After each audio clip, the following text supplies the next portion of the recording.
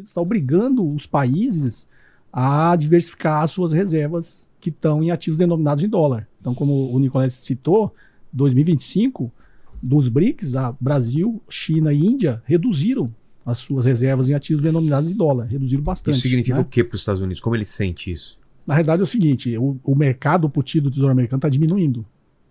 E está indo na contramão da necessidade dele. Por isso eles estão agressivos. Qual que é a necessidade dos Estados Unidos? Fechei 2025 com 39 trilhões, aumentou 2 trilhões na dívida. É 100% do PIB. Ele já tinha aprovado que ele podia aumentar mais 5 trilhões, só que tudo isso, beleza. Enquanto ele tinha mercado, era legal. Só que agora o mercado para ele colocar esse título está diminuindo. Quem vai comprar? Quem vai comprar, entendeu? Você tem que negociar, acho que é 9 trilhões de dólares nesse ano aqui, 2026. E você quer ver o que vai acontecer? Você olha para o Japão. O Japão tem uma dívida, né, de 200 e poucos % do PIB. 10 trilhões de dólares. E, de repente, os títulos da dívida do Japão, que eram 0,1%, foram para quase 5%. E aí? Imagina quem emprestou. Isso vai gerar um que a gente chama de sistema financeiro global.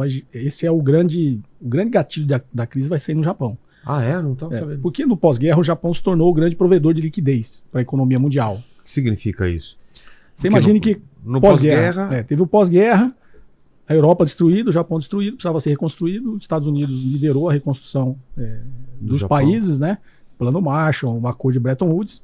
Não, eu costumo brincar, não porque ele é bonzinho, é porque ele precisava de mercado. Né? Ele emergiu do final da Segunda Guerra Mundial como uma única potência econômica e industrial. Ele já era uma potência industrial, a própria esforço de guerra fez com que a indústria dos Estados Unidos ficasse mais potente ainda, só que agora eu destruí o mundo, vou vender para quem? Exato. Então ele precisou reconstruir o mundo para ter mercado para vender. Quando ele fez isso, ele precisou permitir que existissem déficits comerciais com os outros países. Os países tivessem superávit comercial com os Estados Unidos. E eu sempre falo, a forma dos Estados Unidos de colocar dólar no mercado mundial é tendo déficit comercial. Não tem outra forma dele colocar. E aí, quando esse superávit comercial dos países em dólar precisou ser depositado. Então, sei lá, o Japão teve 200 bilhões de superávit. São 200 bilhões de dólares.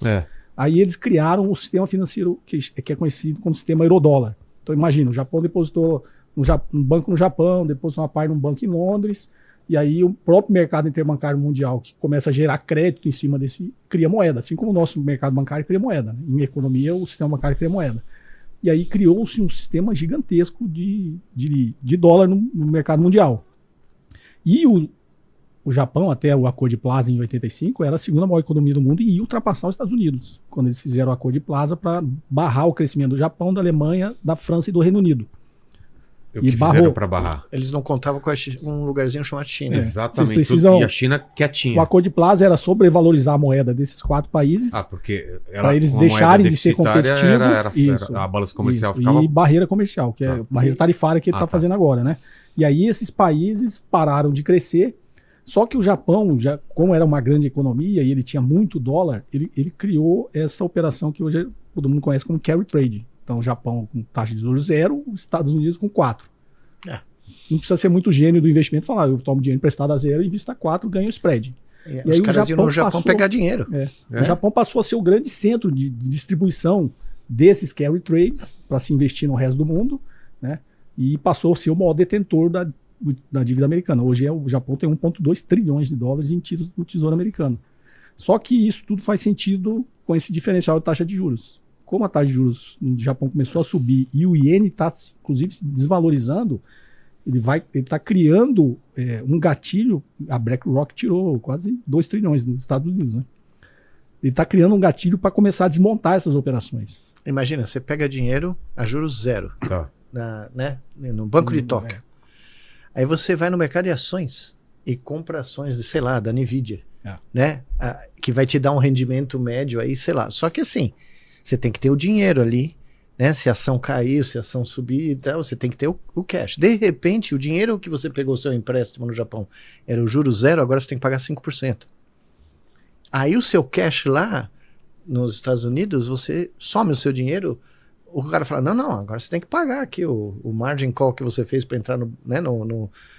De onde o cara vai tirar o dinheiro? Não estamos falando de 100 reais, nós estamos falando de bilhões. Né? O cara ia... É como supermercado, né? Você ia lá, comprava o ien por nada, emprestava em ien e jogava... Você não jogava na produção, você jogava no mercado financeiro. E o que eu nunca imaginei que eu ia viver para ver essas coisas que eu estou vendo nos últimos 2 dias. Qual a moeda que mais valorizou no mundo nas últimas semanas? Semanas? Ou meses, eu não me lembro de... Você sabe qual é? Não. O real. Ah, o quê? Em relação ao dólar. E qual a explicação? Porque o dólar tá... Não é porque o real... Tá. O dólar está indo para o fundo do poço. Segundo ontem eu estava vendo um analista da Bloomberg falando o seguinte: o mercado de ações do Brasil é um paraíso, porque as ações ainda valem muito pouco. Tem um espaço enorme para se comprar ações aqui da Vale, da Petrobras, sei lá, das empresas que estão aqui, né? Aí eu olho na estatística de quais as moedas que mais valorizaram com essa última crise. E outra estatística, o dólar era maior, os títulos da dívida americana era a maior fonte das reservas estratégicas dos países. O ouro está chegando e o gráfico que eu vi há algumas semanas passou pela primeira vez em 40 anos, uns 50 anos. Ou seja, o imposto que os Estados Unidos cobrava do mundo inteiro para financiar o bem-estar da classe média americana sumiu, está sumindo. Né? O mundo não vai mais pagar pelo desenvolvimento, pelo consumo, vamos dizer assim, americano. Né?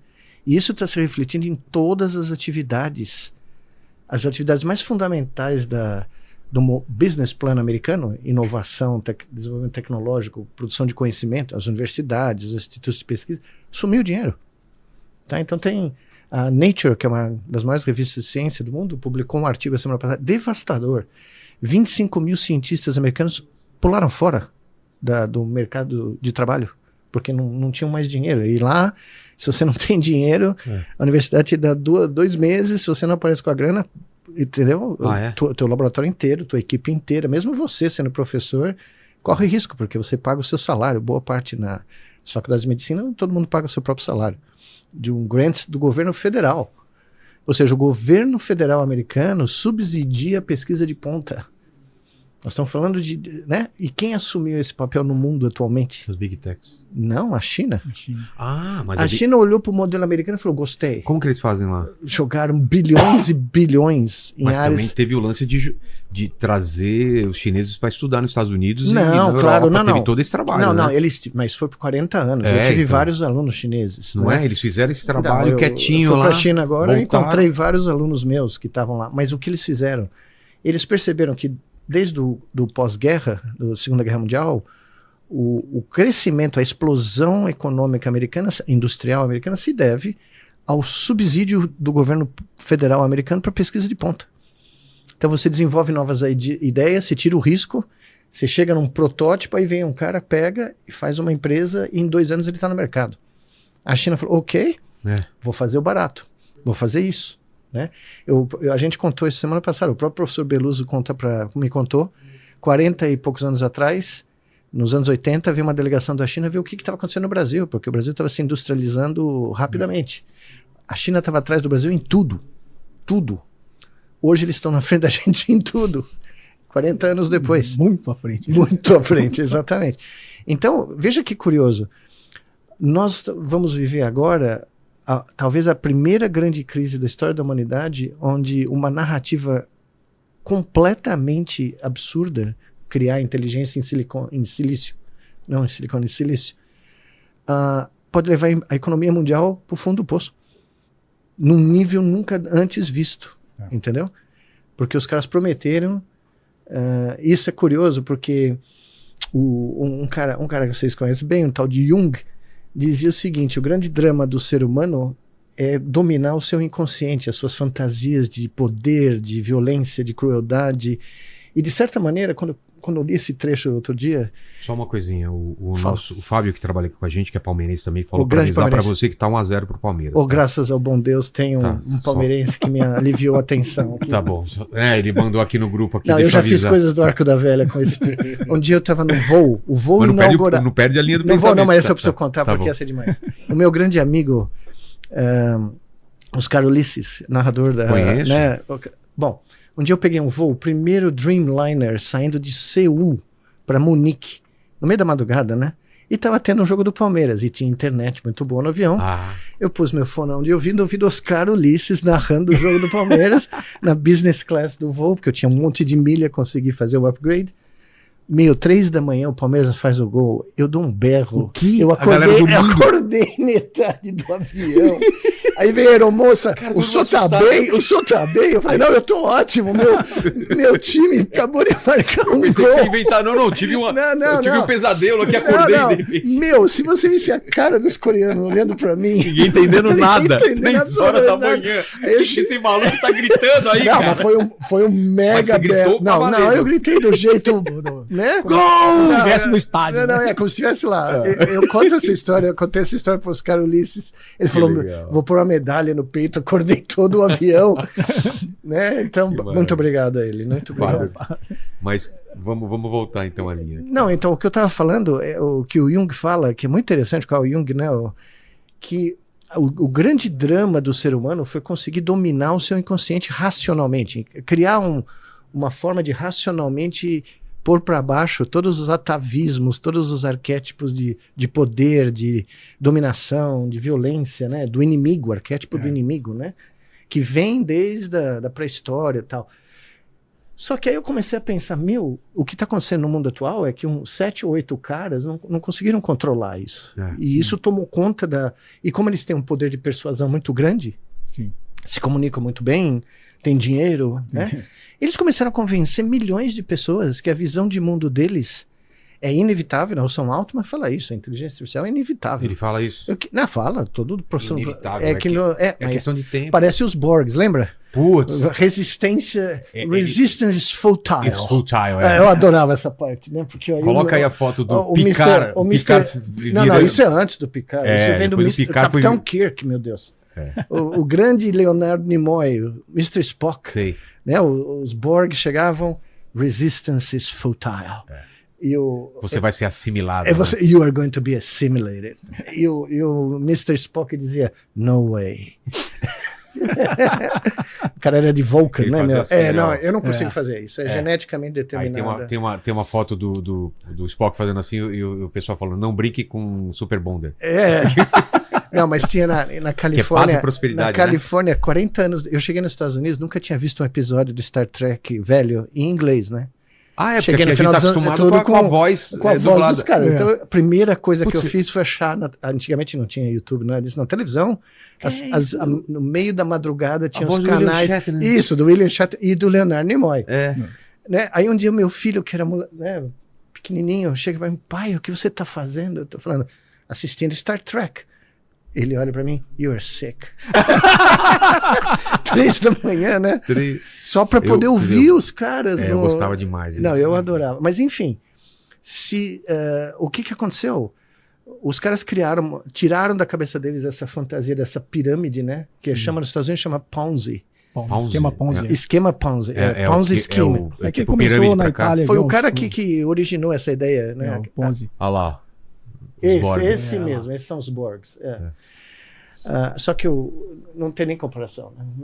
A clássica, Kirk, né? O Capitão Kirk é imbatível, né? Ele tá vivo. Ele ia lutar com os aliens da porrada, né? Na mão. Os caras tinham um laser phaser e o cara ia na porrada mesmo. Não, mas eu pensava isso, você chega do outro lado do universo, você entra numa nova galáxia, cai num planeta alienígena e você sai na mão com os caras. Na mão, cara. Né? E aquelas lutas mal feitas, né? E era sensacional porque era no meio da Guerra Fria, certo? Verdade. O Leonard Nimoy é descendente de russo. A família dele é russa. E tinha o Mr. Sulu, né? Então era quase que uma... O Chekhov era o russo do piloto, copiloto, né? Então, você tinha quase que uma ONU ali, né? Sim, e foi feito de propósito. Foi feito de propósito. Foi o primeiro beijo interracial da televisão, né? Não, foi um choque. Nos Imagino Estados Unidos na época. né? Mas foi chocante, né? Eles nunca tinham vindo no carnaval no Brasil, então Exato. não tinha a menor ideia. Mas, veja, tudo que a gente viu nos anos 60 de bad science fiction está acontecendo agora. Esses caras assistiram esses filmes, eu imagino isso. Claro, né? claro. Ficou no inconsciente. Isso, ficou no inconsciente deles e eles falaram, não, eu quero ser imperador do mundo. Eu quero, né, o Sam Altman. Não, e o Peter Thiel botou o nome da empresa dele da Palantir, que é do Senhor dos Anéis. Do Senhor dos Anéis. Que é aquela esfera mágica lá que... Não, Com certeza eles ficam vendo essas Eles ficam vendo esses baratos, esse barato internaliza. Claro. E faz com que essas arquétipos mesmo, né? Essas visões de dominação, de Alpha Monkey, né, saem para fora e como eles têm muito dinheiro e tem muita, né, a gente conversou isso a semana passada, a OpenAI no último trimestre perdeu 14 bilhões. Que startup no mundo perde 14 bilhões em 3 meses e continua funcionando? Não, e ele foi questionado por um investidor da OpenAI Sim. sobre esse número, que ele tinha o planejamento de investir 1,4 trilhão. Isso. E aí o investidor perguntou para ele, mas como que você vai investir 1,4 trilhão se você teve 14 bilhões? Aí Então, ele não respondeu, ele atacou o investidor. Ele atacou, ele falou, se você quiser vender suas ações, eu compro de você as suas ações. Porque ou seja, eles jogam com esse barato nos Estados Unidos, que se perpetuou no mundo, né? Que se você é esse cara, né, carismático, fala bem, você é capaz de fazer qualquer coisa. Você é capaz de desafiar as leis da física. E eles não pensaram, eu acho que o termo correto é nas externalidades, né, de que você construir data centers pelos Estados Unidos, você precisa 10 vezes, 30 vezes o... Notícia urgente. Você ainda não deixou um like, comentou e se inscreveu. Isso é uma vergonha.